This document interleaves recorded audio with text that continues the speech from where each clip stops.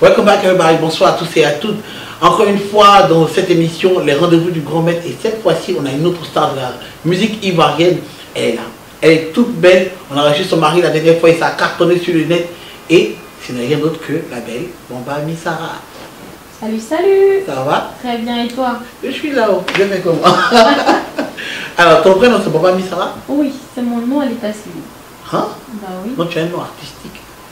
Parce que ça sonne bien Dieu, l'album. Dieu faisant les choses. Et Dieu. Comme si ça.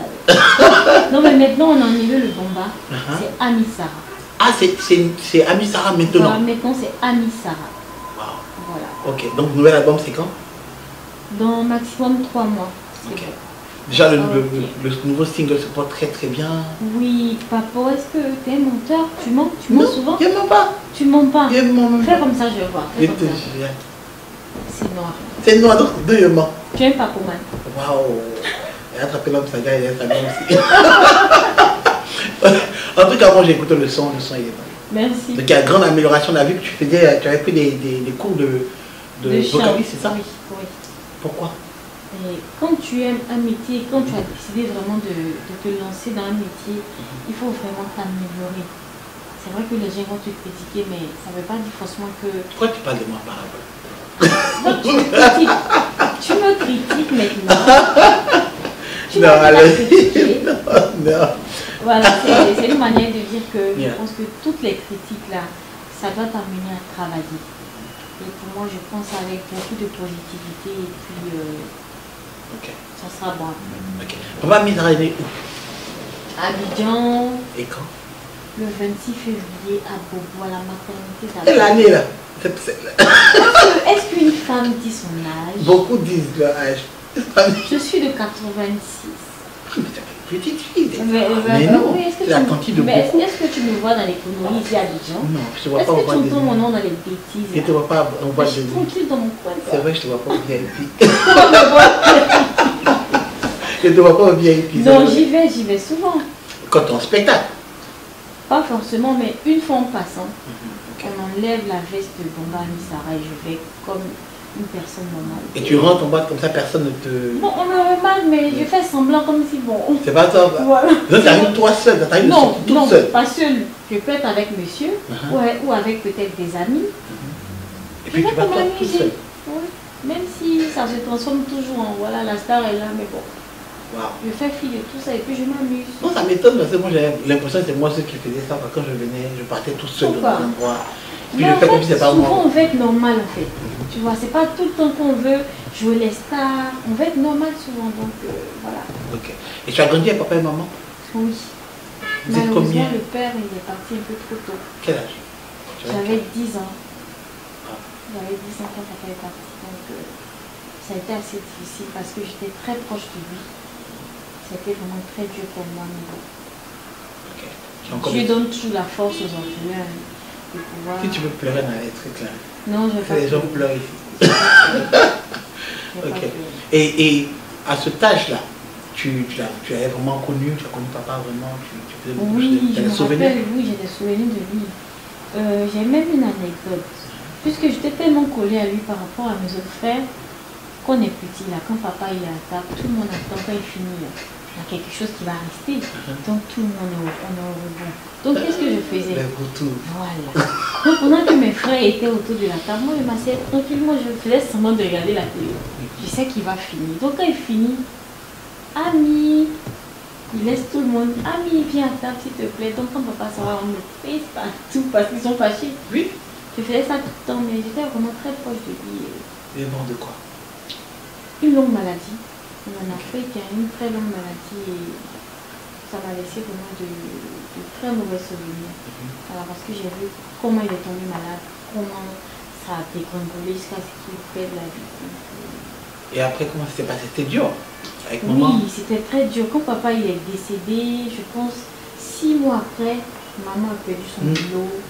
On a dû quitter la maison parce qu'elle n'arrivait plus à payer le loyer. Donc on a quitté la maison, on allait dans une maison encore plus moins chère. Et encore là-bas, c'était vraiment difficile. On a quitté la fameuse maison, on est allé en famille, c'est-à-dire chez les parents, chez mon grand-père. On a vécu là-bas, je crois, 2 ans. C'était où chez grand-père? À Bobo, derrière Rail. Je suis née à Bobo, j'ai grandi à l'habitat, j'ai mais quand ça a commencé à être vraiment bizarre, on a dû aller faire 2 ans à Bobo, derrière Rail, chez mon grand-père. C'était comme ça, c'est un autre monde. Mais voilà. Explique, parce que on me dit toujours à Bobo derrière, mais personne ne sait ce qui se passe derrière les rails là. Il y a quoi là-bas? Nous on était là-bas sans être là-bas. Voilà. On a fait 2 ans seulement. Et à Bobo Sojefia, quand tu es à Bobo, que tu dis que tu viens de Sojefia, c'est un peu comme tu es à la Riviera. Oui. Voilà. C'est les chocos de voilà, exactement. Donc, attention, on ne savait pas qu'il y avait choco à la Il y a ça là-bas. Il y a ça là-bas. Donc quand tu quittes à Bobo Sojefia, que tu arrives à Dereraï, tu es dépaysé. Aïe, c'est comment là-bas, la langue de base d'abord c'est le Djoula. Tout le monde parle Djoula là-bas. Et toi tu parles bien Djoula? Sur ce côté-là, ça nous a formés. Parce on ne parlait pas. On ne parlait pas, on ne comprenait pas du tout. Donc c'est arrivé là-bas vraiment. Puisque tout le monde parle Djoula là-bas. Donc on a appris à parler de Djoula. C'était pas facile. Il y a des crânes brûlés là-bas. Hein. Ça dit, là-bas tu vois les drogués partout, mais ça forme. Quand tu sors de là-bas, tu deviens quelqu'un de bien. Qu'est-ce que toi t'es arrivé à Bobo derrière? Moi, je vais savoir ça. Non, en fait, moi je suis quelqu'un de nature, j'ai peur. Donc, personnellement, il y avait un jeune fille qui était là-bas, il marchait tellement bizarrement. Et il ne sait pas s'il était fan de moi, dans notre charbon ivoirien. Donc, à chaque fois que je passe, il me poursuivait. Donc, moi, ça m'a tout mal. Un handicapé qui te poursuit? Oui. Je te jure. C'est mort. Tu vois. Donc, à chaque fois, il me poursuivait. Donc, en fait, j'avais peur de. Je ne sais pas si c'est un complexe ou bien c'est. Voilà. Mais pourtant, c'est des gens qui sont vraiment sympathiques. Ils sont ouverts, ils sont unis. Donc toi, derrière, pendant que les gens avaient des gangsters, des drogués, toi, tu avais fait des films. Non, j'avais pas. Ouais. Non, je n'avais pas fait des films. Je ne comprenais pas en fait pourquoi ils me poursuivaient. C'est clair. Voilà, pourtant peut-être qu'il avait un petit sentiment envers moi. Voilà, c'est après que j'ai compris. Et après, on est devenus amis. Ah bon? Oui, après, on est devenus amis. C'était qui? Tonton Zéla? C'est même mort. Oh, c'est mon ami. Laisse Tonton Zéla, c'est pas lui. On l'a réussi ici d'ailleurs, il était super cool. Voilà. Alors, après ça, tu as été à l'école jusqu'à la terminale? Non. Hein? Seconde C. Vous m'avez fait. Tu as fait seconde C? Oui. Tu as eu le BPC? Non. Aïe! Bon, le CP, tu as eu au moins? Oui. Ok, non. Quand je suis arrivée 4e, après ça c'est la 3e, non? Oui, 4e, 3e. Voilà. Tu comptes bien. C'est ça. Moi, si tu as dit que tu n'es pas allé vers l'école. Non, il n'y avait plus de classes. Tu allais à l'école, mais pas vers l'école. Non, j'ai fini tout ça, partout. Voilà, je me suis arrêtée en seconde A parce que j'étais dans une école privée que maman payait. Donc, arrivée en seconde A, elle ne pouvait plus payer la scolarité. Donc, j'ai stoppé là et j'ai fait une formation de caissière auxiliaire en pharmacie. Et quand j'ai fini la formation, j'ai fait un stage de 6 mois. Et juste après le stage, j'ai vu l'émission Le Sport du Star Tonnerre à la télévision.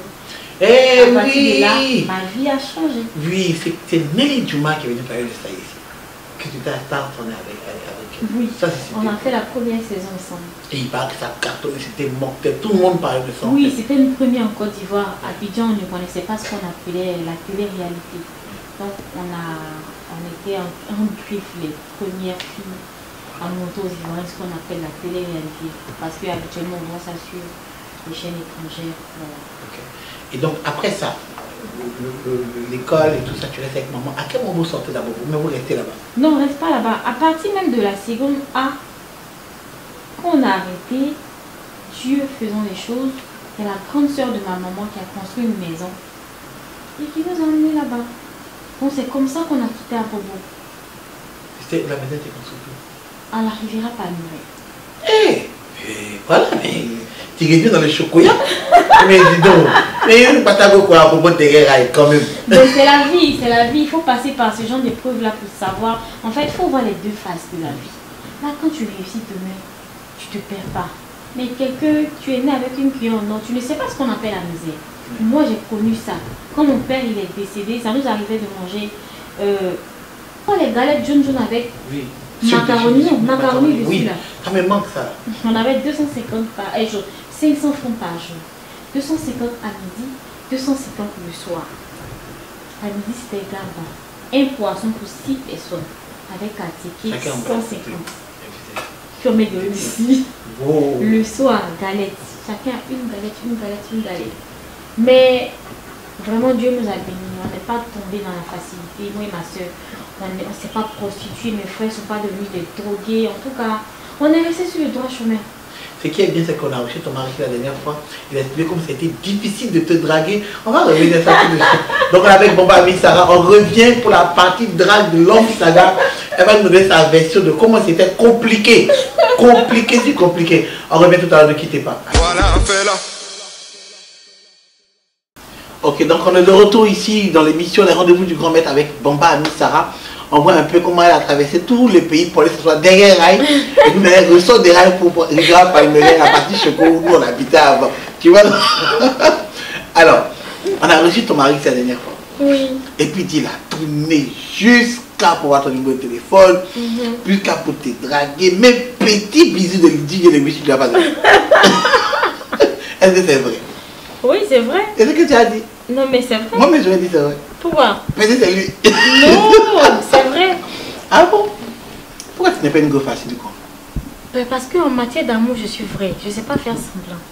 Je ne suis pas dans les histoires de un coup du soir ou bien il me plaît donc à nous aller. Tu n'as jamais eu un coup de soir? Non. Ah, c'est pas comme moi. Malheureusement. Hey. Je suis pas comme ça. Donc tu n'as pas eu beaucoup de copains alors? Non, pas beaucoup. Combien quoi? Ah, c'est eu combien d'abord? C'est bon. Ah, tu vois. La tête. N'attends pas moi. Beaucoup. J'en ai pas eu assez en tout cas. 2, 3. Dans ta vie? Oui, dans ma vie, j'en ai pas eu assez. 2, 3. Je dirais pas la totalité, mais 9.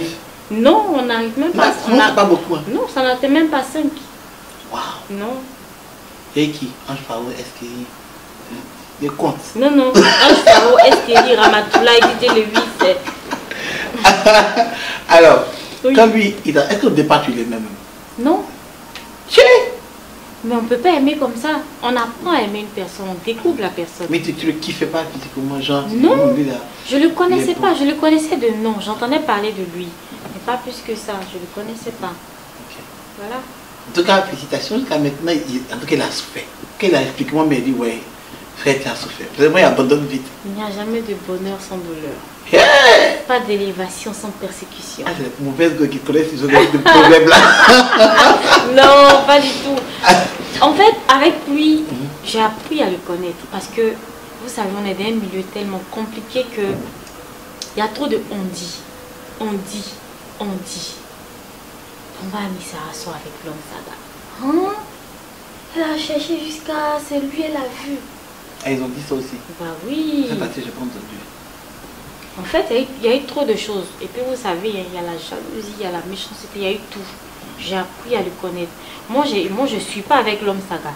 Moi, je suis avec Suleiman Kamagaté, la personne. Eux, ils connaissent l'homme Saga des réseaux sociaux. Moi, je connais Suleiman Kamagaté. Les gars aiment trop dire ça là. Quel go? Les gars disent ça. Quel go? Même Margot me dit, mais moi, je ne suis pas avec le grand médecin grand. Mais en fait, le problème, c'est que le surnom te donne une autre attitude dehors. Yeah. Qui n'a rien à voir avec ta vraie personnalité. Clair. Voilà. Donc, il faut accepter qu'on dise ça. Elle a réussi à m'avoir tout le temps. Ok, cool. Après, il y a eu le bébé. Oui, il y a eu le bébé. On a voulu un enfant. Vous avez voulu même comme ça dire pour faire un enfant. Oui, c'était le moment. C'était décidé ensemble. Oui, décidé ensemble. Donc, et puis Dieu a fait, c'est venu. On est vraiment très contents. La grossesse s'est passée comment bien? Ça s'est très bien passé, même si c'est difficile, faut pas mentir, parce que je fais partie des femmes qui disent vraiment la grossesse, c'est parfait, c'est pas un rêve. C'est 9 mois de difficulté. Il n'y a pas eu de césarienne, rien? Non. Naturel? Non, j'ai accouché normalement. Mais c'était vraiment dur. Quand j'ai fini d'accoucher, mais on dit quoi, ça va, félicitations, c'était comment? Ça dit la première phrase qui sortait de ma bouche, c'est on te tue et puis on te ramène. Waouh! Parce que c'est difficile, la douleur en fait, on ne peut pas expliquer. C'est à partir de là que tu comprends la valeur d'une femme.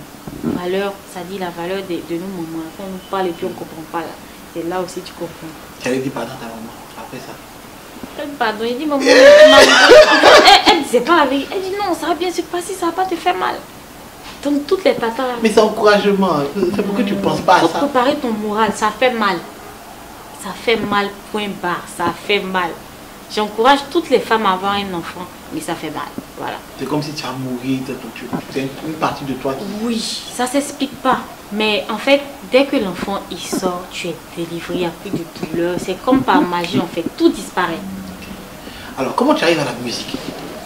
Parce que bon, quand on regarde l'histoire, tout ce qui s'est passé, tu arrives à l'école, tu laisses l'école, tu vas faire le secrétariat de pharmacie, à propos de Guérailles, de venir à Palmeraie. Comment tu as été suivi, tu t'en chanté? Oui, il n'y a pas d'argent.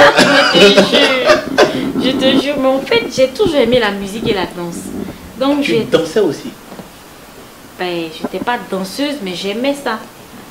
J'étais pas danseuse, mais les concours de danse, de y aller, tu es Abidjan, quoi. Hein? Championne de ça. Tu avais concours de quoi? Quelle danse? Tu vois les caravanes là? Oui. Il n'y a pas une seule caravane où j'ai pas participé. Wow. Je revenais toujours avec un cadeau à la maison. Wow. Même les concours de Miss. Bon, quand j'ai commencé les concours de Miss, Dieu a regardé, s'est dit, bon, tu vas pas grandir en taille. Tu vas t'arrêter là. Sinon, on allait me voir là-bas. Non. Je me cachais pour aller faire les concours de Miss. Je volais les panquitas de maman, les bijoux pour aller faire. Quand je... Eh, c'est pas, mais quand je reviens, je viens courir. À un moment donné, ben, j'ai dû zapper ça parce que, comme j'ai dit, Dieu a dit, tu t'arrêtes là. Donc, la musique. Quand on arrivait à la Riviera Palmeraie, ça a coïncidé avec la formation de caissier auxiliaire en pharmacie, tout et tout. J'ai fini les stages, tout et tout, tout et tout. Et j'ai vu le spot à la télé, on va dire fin 2007, 2008 par là. J'ai participé à l'émission Star Tonnerre. Et dans les présélections, il y avait on a fait des castings de chant et de cinéma. Parce que moi j'étais plus pour le cinéma. En tout cas, je vois plus cinéma. Voilà, les professeurs qui étaient là, ils ont plus du cinéma. Et il y a qui même? Il y avait une tata à l'époque, une chanteuse, Gabrielle Lidji. C'est elle qui a dit, Bomba Sarah, je te vois et dans le cinéma et dans la chanson. Il faut juste travailler. Tu vas voir que tu vas avoir une voix extraordinaire. Je l'ai toujours en tête. Malheureusement, elle n'est pas bien là aux États-Unis. Yeah. Toujours les gens aux États-Unis qui voient les choses comme ça, voient les autres. Donc, non, ça, voilà. Tu es plus télévisuel, on va dire ça, plus cinéma. Moi, quand je vois la chose, à cause de la beauté, la manière de faire et tout, ce serait très bien à l'écran. Là, elle avait raison sur ça. Ça va venir. Donc, on espère que tu vois dans le film. Oui. Et tu... On va. Hein, continue. Donc, la musique a arrivé. Tu as joué. Donc, la musique. On finit l'émission Star Tonnerre, tout et tout. Ça se passe très bien. Et Papa John Chahin, je lui fais un coucou au passage, qui a demandé aux 7 filles, c'est-à-dire moi, Mariama, Nelly Jouma, Balakis, Rose et Stéphanie. Il fallait qu'on rentre en studio faire un son parce que l'émission avait fait tellement un boom. Il fallait accompagner ça d'un single. Donc on est rentré au studio, on a fait Yéman Mognon. Les gens ont aimé, même si ça faisait un peu enfantin, mais tout le monde a adoré le son. Et je pense 1 an ou 2 ans après, bon, je vais dire 1 an, 1 an après, les filles, chacune est venue voir Papa John Chahin. Papa, non, je vais arrêter. Moi, je fais ci, je fais ça. Mariama dit, ben, je vais rentrer dans la vie normale, je vais aller travailler. Pareil pour Nelly Jouma. En tout cas, tout le monde a décidé d'arrêter la musique. C'est-à-dire le showbiz là. Chacune a voulu mettre une croix dessus. Pourquoi? Je sais pas. Bizarrement, chacune a voulu prendre son chemin en fait. Et c'est moi seul qui ai dit, papa, moi, je vais continuer la musique. Et je me rappelle, il a dit, oh, t'as dit quoi? Faut quitter devant moi là-bas. Et les autres filles se moquaient de moi, puisque désormais c'est carrière solo. Elle m'appelait solo, elle se moquait de moi, moi je riais seulement. Et j'ai appelé Lato Crespino. Et pourquoi lui? Mais c'est Lato qui nous a encadrés au studio. Les paroles de la chanson. Ah ok. Tout pourquoi ça, tu voulais écrire une chanson pour les femmes, c'est tout ça? Voilà, c'est Lato qui a... En fait, c'est lui qui nous a suivis au studio de A à Z. Donc c'était en quelque sorte un mentor musical pour nous, un grand frère, tout et tout. Donc je l'ai appelé. Je lui ai dit, il faut voir John Chayenne, pardon, parce que je veux chanter, il ne veut pas, il ne m'encourage pas, tout ça, il faut lui parler. Donc c'est lui, il a pris sa voiture, il est allé voir John Chayenne au bureau. Il dit, le vieux, c'est comment? Bon, bah, Sarah, là, faut pas tu vas la négliger. Hein. Elle veut chanter, on n'a qu'à la faire rentrer au studio. Elle a dit, attention, là, si on travaille avec elle, là, ça va aller. C'est là tout qu'il a, il a convaincu le vieux. Le vieux dit, ok, donc appelle Serge Beno, il faut caler une séance là-bas et puis on va aller au studio. C'est comme ça on appelle Serge Beno, Eskelly, tout et tout. On arrive. Hey, oui. Sérieux? Bah oui. Waouh. Tout a commencé à partir de Serge Beno, Eskelly et comment on appelle ça, Lato Presqu'île. Le gars avait raison, il était à la base de tout. Ben oui. Si, il n'est pas fou. Non, moi je sais qu'il n'est pas fou. C'était le premier à le problème des gars, donc je sais qu'il n'est pas fou. Voilà, donc au studio, je ne savais pas chanter. Donc c'est Lato qui rentre dans la cabine. Il dit, il faut faire ci, il faut faire ça, fais ci. Il dit, je peux pas. Il dit, pourquoi tu peux pas? Donc je rentre en cabine. Il dit, fais. Il n'y a jamais de bonheur sans douleur, oh. Pas d'élévation sans persécution. Si tu souffres aujourd'hui, c'est pour être devant demain. Bomba mi Sarah. Donc quand j'ai fait ça, il dit, t'as vu, tu peux non? Il dit, oui, je peux. Donc c'est comme ça qu'on a fait le morceau un peu, et puis on a fini le son le même jour. Mais là, la partie, est-ce qu'il est fait où? Non, quand je finis ma partition, on appelle Eskelly, mais il n'était pas encore arrivé. Donc il rentre dans le studio. Il dit, oh, rapidement, il n'est pas le temps, je n'ai pas le temps. Donc il rentre dans la cabine, il dit, éteignez la lumière. Donc lui chante dans le noir. Donc quand il rentre dans la cabine, on n'allume pas la lumière. Mais il doute de la folie là. Il chante dans le noir. Non, comme il crie là. Peut-être qu'il ne veut pas qu'on voit l'expression de son visage. Tu vois, non. Donc il est rentré. Il a commencé par les paroles de la chanson là. Qu'est-ce qu'il dit là? C'est qui celui-là? Il a fait quelque chose là-bas. Il a fait sa partie là, ça a marqué les gens ont vraiment apprécié. Elle est jolie quand même, jolie oh, jolie. En tout cas, les gens ils ont vraiment aimé. C'est comme ça que la carrière a démarré.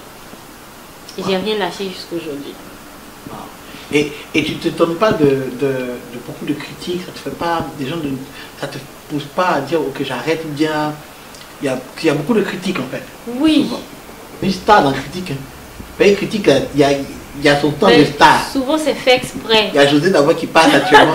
Est-ce qu'il y a la star aujourd'hui là? Mais puis un temps il y avait Bomba Ami Sarah. Mais en fait, souvent c'était provoqué par le staff. Parce que quand tu es artiste, il ne faudrait pas que tu montres forcément que tu es l'ange Gabriel ou bien que tu es Jésus. Faut qu'on parle de toi en fait. Donc de temps en temps, nous-mêmes, on essaie de faire quelques petites choses, qu'on parle de Bomba Ami Sarah, c'est important. C'est vrai que Bomba Ami Sarah, on sait que c'est une chanteuse, elle est dans son coin, elle ne parle pas, mais à force de ne pas parler, on te prend pour une muette quoi. Oui, ça aussi, on a appris que tu étais très timide, tu étais très casanière. Je suis calme, je ne suis pas timide. Ah, tu es calme. Je suis calme, je ne suis pas timide. Ok. Quelqu'un qui est timide ne peut même pas te regarder droit dans les yeux. Je suis calme. Tu mets dans les yeux actuellement. Bien sûr. Waouh, ok. Ah oui, bien sûr. Ok, donc, bébé se porte très bien. Oui, ça va. Elle a quel âge maintenant? Elle a 10 mois. Comment qu'est-ce que ça te fait toi aujourd'hui de voir bébé, papa à côté, et toi qui te rappelles de ton papa? En fait, il y a quelque chose qu'il faut rappeler. Bizarrement, Suleiman Kamagaté ressemble à mon père. Aïe! Il ressemble à mon père très pour très. Donc je sais pas. Il a les doigts de mon papa. Ah, c'est vrai que tu l'appelles Daddy. Maintenant je comprends. Tu as entendu Daddy? Les autres ne comprennent pas. Moi, ils disent que ça veut dire Daddy. Ah, c'est parti de là que c'est quitté. Voilà, c'est à partir de là. Il ressemble à mon papa. Coïncidence, il ressemble à mon père. Donc, quand je le vois, que je regarde ma fille, c'est un peu comme un protecteur. Comme mon père, il est parti très tôt. Il est à la fois mon mari, mon papa, mon ami, il est tout à la fois. Est-ce que vous entendez très bien? Parce que lui aussi dans le showbiz, il est promoteur de spectacle. Oui. Lui aussi, il est beaucoup critiqué, beaucoup attaqué. Toi, c'est d'un côté, quand vous rentrez à la maison, est-ce que vos attaques ne se mélangent pas là-bas pour faire des non. À la maison, on essaie de ne pas se clasher par rapport au tube du showbiz. Il y a le show, il y a le business. on sait ce qui se passe généralement. Les gens parlent sans savoir réellement ce qui se passe. Lui, par exemple, les gens ils vont raconter ce qu'ils veulent, mais ils ne savent pas quel genre de personne c'est. Ils oublient que Facebook, c'est un monde qui est virtuel. C'est un autre monde, c'est pas la réalité. Nous, les artistes, on utilise ce canal-là pour qu'on parle de nous, pour faire que notre promotion. Et à d'autres personnes, ils ont déposé leur âme même dans Facebook. Alors que c'est pas ça la vraie vie. Donc, comment vous avez pris, parce que dernièrement, il y avait le tout dernier cas dont tout le monde a parlé, c'était celui avec Arafat. Moi, mais je ne sais pas pourquoi c'est revenu encore de ce truc-là. Mais c'était maintenant ton mari et puis Arafat. Il ne comprend plus. Il dit, mais attends, je les ai laissés, tout le monde allait bien à Abidjan. Il m'en vais, il y a c'est gâté encore. Et puis je vois Arafat qui réplique, ton mari réplique. Je savais que toi, tu n'avais pas répliqué, tu ne répliques jamais d'ailleurs. Mais toi, je ne m'attendais même pas à toi. Mais, non, mais c'est quand tu es. Je ne suis pas comme ça. Mais quand il y a clash, on ne te voit pas, sauf une seule fois. Tu as fait une vidéo, tu as dit que tu avais dit parler quelque chose, tu as parlé de rien. J'ai vu la vidéo jusqu'à la fin. Moi, mais t'es à la fin. Mais c'était ça le but en fait. Tellement vous aimez Affairage, ce jour-là, je vous ai servi ça bien proprement. J'allais rien dire. En fait, il ne fallait pas que je vienne aggraver encore la situation. Voilà. Mais c'était un malentendu ou bien c'était vraiment... C'était, je ne sais pas si je vais dire un malentendu, en quelque sorte un malentendu qui a tourné au vinaigre. Voilà. Moi, je suis allée assister au concert de Arafat et il a eu des propos déplacés, chose que mon mari n'a pas appréciée. Et moi, j'étais sur scène, il y avait la foule qui criait tout. Je n'ai même pas prêté attention à tout ce qu'il a dit. C'est quand je suis descendue que j'ai... Voilà quoi. Il n'a pas apprécié, donc il a fait un post tout pour dire qu'il n'était pas content, tout et tout. Arafat, qui est Arafat, n'a pas su amortir. Il n'a pas su bien prendre la chose. Quand tu as tort, tu t'excuses et puis on passe à autre chose. Voilà, je pense qu'il n'a pas réagi de la bonne manière. Tu n'étais pas sur sa liste là? Non. Sa liste qui est sortie des filles avec qui... Je suis même pas sur une liste même de quelqu'un dans le showbiz. Ah, mais ils sont quoi? Non, mais la liste même, c'est pas lui. C'est même pas lui qui a fait. Tu sais, quand il y a du buzz, chacun profite. Oui. Les gens profitent, mais c'est pas lui. Et puis je suis même pas sur sa liste. Arafat, moi je connais Arafat depuis 2009. Il n'y a jamais rien eu entre nous. Bon, c'est vrai que... T'as dragué? Oui. Mais aujourd'hui, on est comme des frères, comme des amis. C'est pas parce que tu dragues que la personne est obligée d'accepter. Yeah. Voilà, je pense qu'il a accepté, il respecte ma relation et puis... Et là, vous avez de très bons rapports actuellement? Oh, bon, depuis la crise, on se voit pas. Hein. Okay. Il a ses affaires, donc on se voit pas. Okay. Voilà. Okay. En tout cas, moi, je suis contente de te recevoir. Et puis, qu'est-ce qu'on peut espérer de Papa Miss Sarah? Parce que là, moi, je te dis, c'est maintenant Papa Miss Sarah comment ça me plaît. Parce que quand j'ai... Non, parce que je suis allé voir le spectacle, invité par ton mari. Donc, invité par lui, j'ai vu le spectacle, je l'ai appelé, je lui ai dit, je serai là. Et je suis venu au spectacle, je ne suis pas resté jusqu'à la fin. Mais j'ai écouté, j'ai dit, ok, cool, il y a vraiment une grande amélioration, Papa Miss Sarah. Et après, j'écoute le son qui est sorti, encore plus fluide. Je dis, ok, cool. Là, même, ça devient intéressant. Alors, à quoi on peut s'attendre vraiment de Papa Miss Sarah? Plein de surprises. Parce que, on va pas dire que j'ai perdu mon temps parce que le coupé décalé m'a apporté beaucoup. Le nom que j'ai aujourd'hui, c'est grâce au coupé décalé. Donc, on va pas balayer du revers de la main le coupé décalé. De temps à autre, je vais faire... Un peu de techno. Non, un peu. Je reviens. Mais je vais essayer de changer un peu de registre. Parce que, bon, j'estime que le coupé décalé ne met pas assez ma voix en valeur. Et peut-être que j'avais pas les chansons qu'il faut. Tu peux être, voilà. Moi aussi je pense ça. Voilà. Quand tu n'as pas la chanson qu'il faut, ça ne met pas ta voix en valeur. Et on a l'impression que tu ne sais pas chanter. C'est vrai que j'ai pris des cours, mais en même on ne peut pas savoir chanter. Bien. Il faut avoir une base. Voilà. Un dernier mot pour Stéphane qui te suit et qui t'aime beaucoup. Ben, et puis ça qui te critique aussi. Celles et ceux qui me critiquent, je vous fais plein de bisous parce que grâce à vous aujourd'hui, j'ai évolué. Grâce à vos critiques, je vais avancer. Parfait comme d'où ça garde. Voilà, je vous dis merci de m'avoir invité. C'est la première fois que je rentre dans l'histoire de ma vie. début que je suis chanteuse. C'est aujourd'hui que je peux dire que je me suis... voilà, donc continuez de me soutenir et puis le chemin il est long, mais c'est sûr qu'on va arriver. Que Dieu nous donne la santé et une très longue vie. Dans un an, vous allez voir une autre Bomba Amissara. Après le single Papo, ce qui vient après ça, ça va. Vous voyez un peu, vous voyez... Et on était très content de recevoir Bomba Amissara. De Abobo Dereraï à la rivière Palmeraie, que du parcours. On a vraiment aimé kiffer sa vie et ce qu'elle devient. On vous a parlé de vive voix, d'elle-même, du fond de son cœur. Vous connaissez maintenant la vraie Bomba Amissara, hors Facebook, hors médias, hors réseaux sociaux et tout le reste. Et c'était un plaisir pour moi de t'avoir ici. C'est moi. Ok, on se voit quand? Bah, je te mets prochain spectacle. Non, laisse-moi manger chez moi demain. J'aime quoi? Tu veux manger quoi? Sauce. Quelle sauce? Il y a longtemps, graines, du blé, ce que tu veux. Tout ça là. Ce que tu veux. D'accord. Faut pas faire placaliser, c'est tout. D'accord, ok, on va préparer ça. Et puis tu as envie de manger à la maison. Merci beaucoup. Merci. Et on se retrouve la semaine prochaine sur les rendez-vous du grand maître. Merci beaucoup.